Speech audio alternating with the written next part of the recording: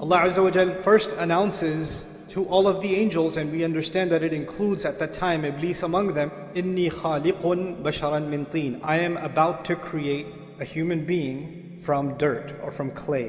When he's saying this, he has not made Adam yet. فَإِذَا سَوَّيْتُهُ وَنَفَخْتُ فِيهِ مِنْ رُوحِي. And when I'm done balancing him, and when I blow into him from my ruh, then he says, فَقَعُوا لَهُ سَجْدًا. Then fall into sajda before. Allah has described that He is about to create our Father, and He has also described the process He's going to use to create us. He says, first of all, I'm going to make him from teen. We're not the only creation on this earth made from teen. In fact, all of the animals and all of the species that exist on this planet also are made from teen. But there's something additional about this creation that He's about to make, our Father, and by extension us, that is more than just teen. There's something more than just this animal presence, this animal existence. فَإِذَا سَوَّيْتُهُ. When I make him balanced. So Allah says there's a level of balance and perfection that is going to be added to this creature that doesn't exist in other creatures. Allah is telling us that human beings will have an ability to balance opposing things.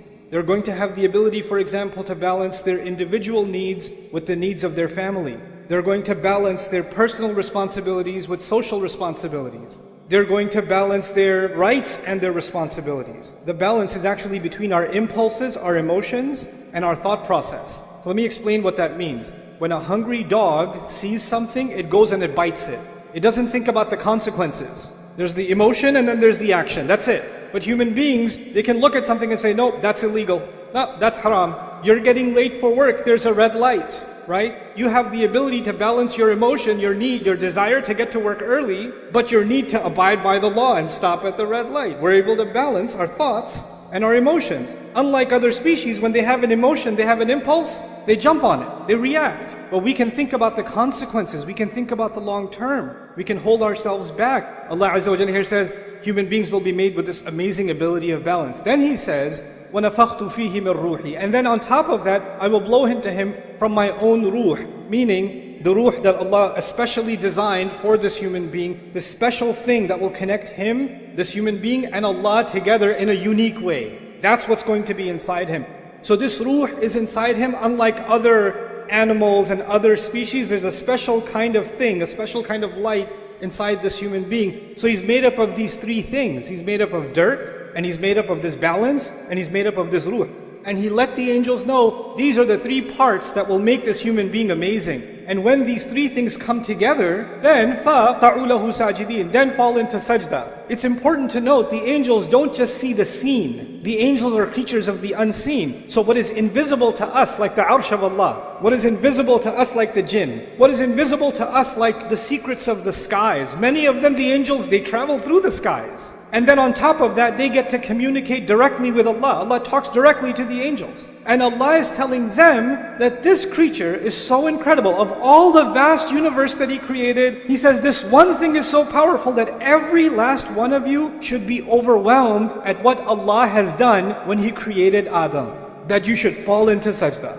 فَسَجَدَ الْمَلَائِكَ كُلُّهُمْ أَجْمَعُونَ. All of them, all together fell into sajda. How big of a deal is the creation of Adam alayhi salam? So now, this announcement is made. And Iblis, we know, heard this announcement also. And if Iblis heard this announcement, he also knows that Adam is made up of three things. But we know that when Allah tells us that when he refused to do sajda, he turns to Allah. He doesn't say, خَلَقْتَنِي مِن نَارٍ وَخَلَقْتَهُ مِن طِينٍ وَسَوَّيْتَهُ وَنَفَخْتَ فِيهِ مِن رُوحِكَ. He doesn't say that. He says, you made me from fire, you made him from dirt. That's just one of those three things, isn't it? There's two more things. And He knows about those two other things. He knows about the taswiyah, the balance of the human being. He also knows about the ruh that is inside the human being. But when he complains to Allah that you made him from dirt, he pretends that he doesn't know about those other two things. But he does. He fully knows. When he denies these other two things, he knows that if he acknowledges those two things, then he has to acknowledge how incredible the human being actually is. But if he only acknowledges the dirt,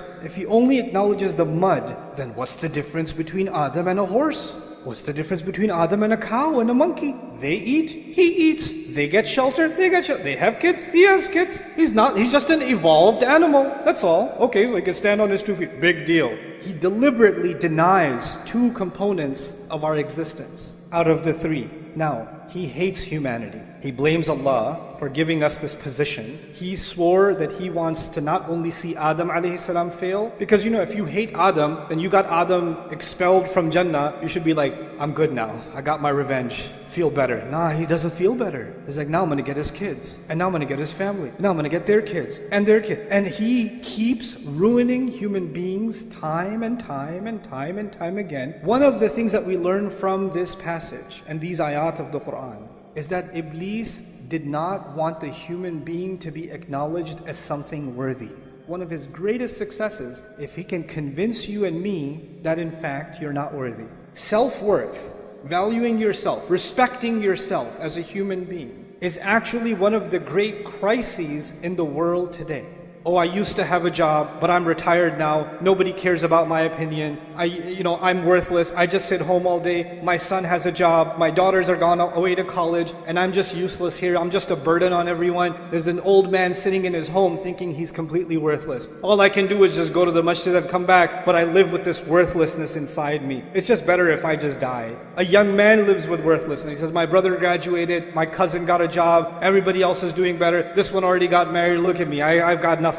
Everybody tells me I'm a loser, I must be a loser. What does Iblis want to do? He wants to get people to say things around you in your life. They'll say things to you that make you feel worthless. They don't even realize they're doing it, but they're having this effect on you when you start thinking, yeah, maybe I am worthless. Maybe I'm not that big of a deal. I'm a nobody. Once you develop low self-esteem, you don't value yourself, then you're always thinking the only way I will be valued is if somebody else values me. If somebody else approves, then I have value. So I'm gonna take a picture of myself. I'm gonna make sure I change all the filters enough times, and then I'm gonna post it online, and I'm gonna wait for somebody to do this, or somebody to put one of these, or at least a mashallah or something. Give me something, because if somebody gives me, I have some value. Okay, now what do I got? I need more value, because I'm worthless again. I haven't posted in 2 days. I need to get back on. I need to feel valued again. When you don't have enough value for yourself, you're always looking for value from where? Somewhere else. Someone else. Always looking for somebody else's approval. Always looking for somebody else's compliment. You didn't say anything. What do you think? What do you think I should do? What do you think of this? What do you think of that? Constantly asking for somebody else's opinion. Because without it, you're worthless. When you have low self-esteem, then you can't deal with any of your rights. Like, people can walk all over you, they can humiliate you, and in your head you're like, yeah, I deserve it, I'm scum anyway. What's even better is Iblis comes to those in your life sometimes and he says, hey, say this to him. Say, you know what, I know I treat you like a dog, but you deserve worse than that. So you should be happy that I even treat you this much. And you hear that enough times, and what happens? You start internalizing it. Because human beings, even if you reject something at first, if you hear it enough times, you start getting influenced by that. You start seeing yourself that way. When you start developing this is a great victory of Shaytan, because Shaytan says, that's what I was saying, man. That's exactly what I was saying, just dirt. Look at him. What ballads, what ruh. And what does Allah do? Before you and I even came on this earth, because of what our Father was given, which we have been given, the creation of our bodies, then on top of that the taswiyah, and on top of that the ruh. He gave us an honor above all of Allah's creation, and all of Allah's creation see us as a miracle of Allah, worthy of all the angels falling into sajda, in awe of what Allah has done. So now the angels in the heavens are impressed with you, and you're not impressed with yourself. You think you're worthless. But this is one side of the equation, that we value ourselves. But Iblis, he's got multiple tactics. One subject that keeps coming up is self-love, self-worth, self-esteem, which is what I'm talking about too, but you can take that too far. You're amazing. You're the best. Believe in yourself. You. Nafsuk, nafsuk, nafsuk. And you're like, yes, nafsi, nafsi, nafsi. You become like obsessed with, yeah, I'm awesome. I'm amazing. And then some parents do this to their kids. You're the princess. Little 4-year-old girl. You're my princess. Everybody else is ugly. You're the prettiest. You're the best. And this little girl turns into a monster. She goes at school and she goes, the princess is here. Kiss the ring. Like she develops this like inflated sense of self. This is actually the reality of arrogance. So on the one hand, we value ourselves, but what we actually are supposed to value is the potential that Allah gave us. We're supposed to value the ability to make the effort that Allah gave us, not the things that Allah gave us. The things that Allah gave us, He can give to anybody else. And these things will come and they will go. But the only thing of value before Allah is, and before ourselves, should actually be just our efforts. وَأَن لَيْسَ لِلْإِنسَانِ إِلَّا مَا سَعَى. Human beings will have nothing of worth on Judgment Day except the efforts that they made. That's it. This balance between confidence and humility, that has to be struck. Because too much self-worth will turn into arrogance. And too much humility, then you start thinking, I'm nothing, I'm nobody. And that's what Allah Azza wa Jal defined as one of the most amazing qualities that human beings have. There's this spiritual and there's this material.